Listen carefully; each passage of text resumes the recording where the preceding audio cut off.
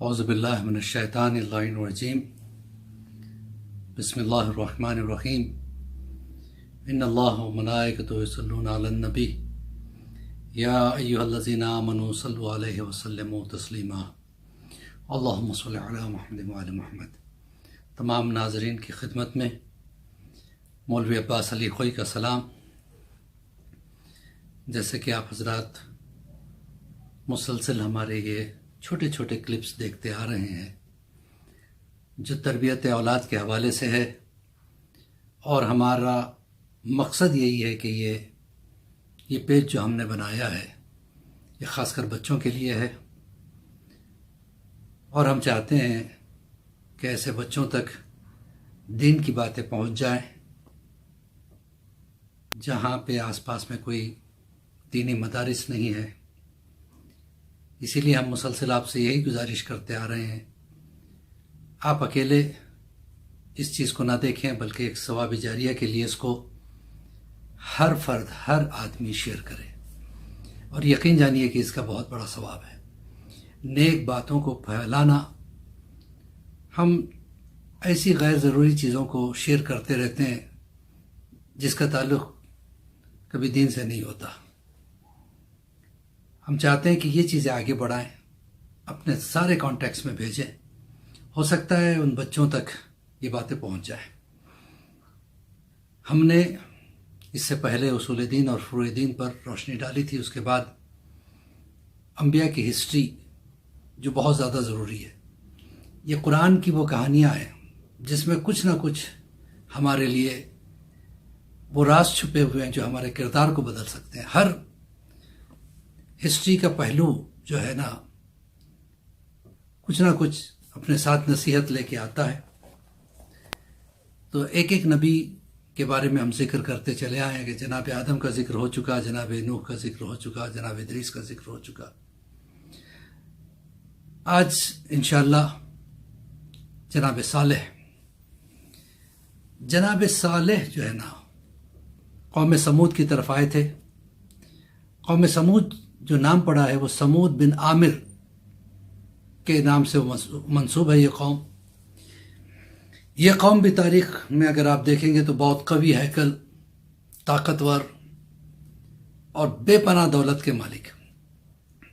اللہ نے اس قوم کو بہت زیادہ نوازا تھا، طاقت بھی دی تھی، ہائٹ بھی دیا تھا، اور ان کا جو مین بزنس تھا وہ مویشی یعنی بھیڑ، بکریاں، گھوڑے، اونٹ یہ سب پالا کرتے تھے، گائے وغیرہ، اور اس کی تجارت بھی کرتے تھے۔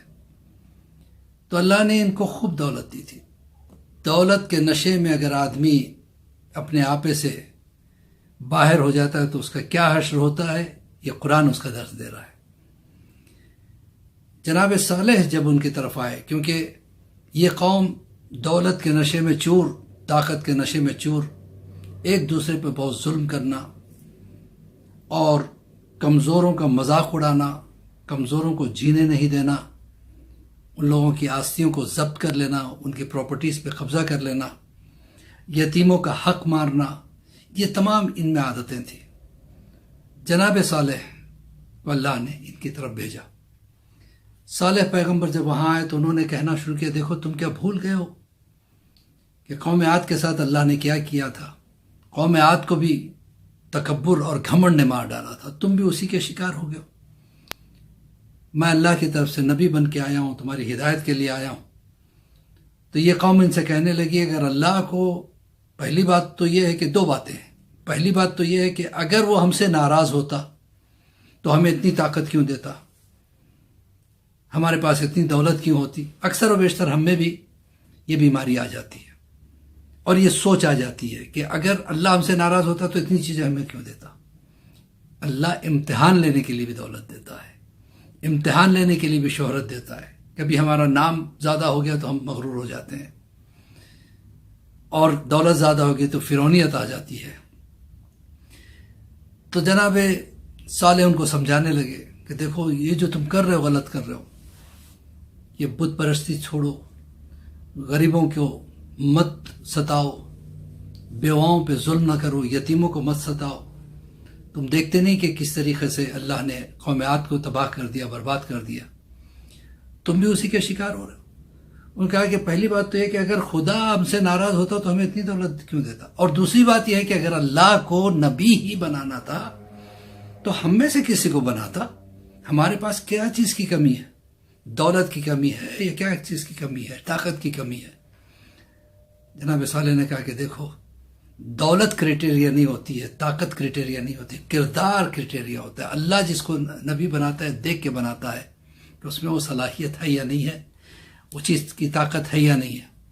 یہ مسلسل ہدایت کرتے رہے، تبلیغ کرتے رہے، لیکن وہ بالکل مانتے نہیں تھے۔ آخر میں انہوں نے کہا اچھا ٹھیک ہے، اگر آپ نبی ہیں تو اپنا معجزہ دکھائیے۔ کیسا معجزہ چاہیے؟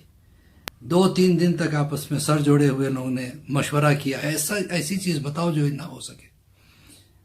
آخر میں یہ جناب صالح کے پاس آئے، کہنے لگے اگر آپ نبی ہیں تو اس سامنے جو پہاڑ ہے اس پہاڑ سے اللہ سے کہے کہ ایک ایسی اونٹنی کو نکالے جو بہت زیادہ خوبصورت بھی ہو اور حاملہ بھی ہو، وہ یہاں آ کے بچہ بھی دے۔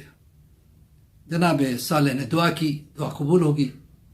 پہاڑ کی چٹانوں میں سے ایک اونٹنی نمودار ہوئی، بہت زیادہ حسین تھی، خوبصورت تھی اور حاملہ بھی تھی۔ جیسے وہ آئی اس جگہ ایک پانی کا چشمہ بھی جاری ہو گیا، گھاس اگائی، اس اونٹنی نے وہاں پہ چرنا بھی شروع کیا اور بچہ بھی اس نے پیدا کیا، اور چشمے کا پانی ایک انتہائی میٹھا اور ٹھنڈا پانی۔ تو جناب یہ حالت ہو گئی کہ اس قوم کو کی نیت اس پہ بھی خراب ہو گئی۔ وہ چشمہ اللہ نے اونٹنی کے لیے جاری کیا تھا، انہوں نے کہا کہ اب انہوں نے اونٹنی کو پانی پینے نہیں دیا، اب اپنے مویشیوں کو پلاتے، خود پیتے۔ اونٹنی آتی تو اسے دوڑاتے، بھگاتے، مارتے، زخمی کر دیتے، رات بھر وہ کراتی رہتی اور شکوہ کرتی رہتی اپنی بے زبانی میں۔ اور جناب صالح کہتے رہے کہ دیکھو یہ اللہ کی طرف سے آئی ہے، اس کو مت ستانا، اس کو مت مارنا، ایک دن تم چشمے کا پانی پینا، ایک دن اونٹنی کے لیے رکھ دینا۔ اور اونٹنی اتنا دودھ دیتی تھی کہ سارے بستی والے جو ہے نا اس کو پیتے تھے۔ آپ حیرت کریں گے کہ بستی میں 1,500 گھرانے تھے، 1500 فیملیز ہوا کرتی تھی اس زمانے میں، قوم سمود کی، اور ساری فیملیز جو ہے نا ایک اونٹنی کا دودھ پیتی تھی۔ تو یہ چیز بھی بہرحال برداشت نہیں ہو سکا، آخر میں انہوں نے اونٹنی کو قتل کر دیا، اور جس نے اونٹنی کو قتل کیا اس کا نام تھا قدار بن سالف۔ اس چیز کو یاد رکھیے گا، یہ چھوٹی چھوٹی چیزیں جو اکثر لوگوں کو نہیں معلوم ہوتی، اور ہماری کوشش یہی ہے کہ ایسی چیزیں ڈھونڈ کے لائیں جو آپ کے نالج میں اضافہ کرے۔ اور اس ملعون نے اونٹنی کو منگل کے دن قتل کیا۔ اسی لیے منگل کے دن خاص کر ایسا کام نہ کریں جس سے خون جاری ہو جائے، اسی لیے داڑھی بنانا ہو اور سر کے بال کاٹنے ہو، ناخن کاٹنے ہو، منگل کے دن منع کیا گیا۔ اس کی وجہ یہی کہ اس مظلوم اونٹنی کو جو ہے نا اس دن اس ظالم نے قتل کیا۔ جب قتل کر دیا تو اونٹنی تو مر گئی، تو جو اونٹنی کا جو بچہ تھا بہت رونے لگا، اپنی ماں کے ارد گرد گھومتے ہوئے اس نے آسمان کی طرف دیکھ کے رونا شروع کیا۔ تو بادل گرجنے لگے۔ جناب صالح نے کہا کہ دیکھو اب تم پہ خطرناک عذاب آنے والا ہے، کیونکہ تمہارا کیا کرایا ہے جو کچھ ہے، تمہارا غرور، تمہارا تکبر تمہیں ختم کر دے گا۔ اور یہی ہوا، 4 دن کا عذاب رہا۔ پہلا دن جتنی یہ قوم کے لوگ تھے، یعنی 1500 فیملیز تھی، تو سب کے چہرے جو ہے نا زرد ہو گئے، پیلے پڑ گئے۔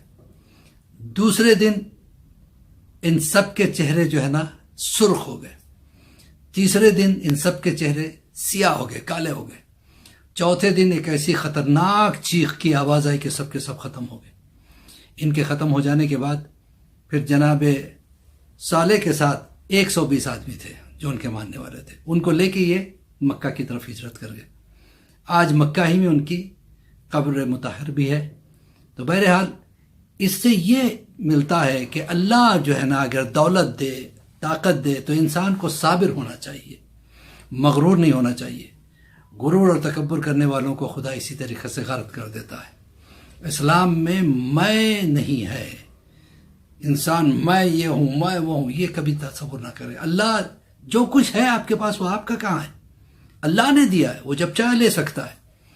لہذا اللہ سے دعا کرتے ہیں کہ پروردگار ہمیں کبھی بھی میں جیسی بیماری کا شکار نہ بنا، غرور و تکبر سے ہمیں محفوظ رکھ، ہمیں انکساری پیدا کر. اللہ کی بارگاہ میں سر جھکانے والوں کی عزت ہے، سر اٹھانے والوں کی عزت نہیں ہے. میں اسی کے ساتھ میں دعا گو ہوں کہ پروردگار ہم سب کی پریشانیوں کو دور کرے اور آپ تمامی حضرات کو آباد رکھے، خوش رکھے اور دین کی خدمت کرنے کی توفیق عنایت فرمائے اور امام زمانہ کے لشکر میں شمار فرمائے. فقط والسلام ورحمۃ اللہ وبرکاتہ.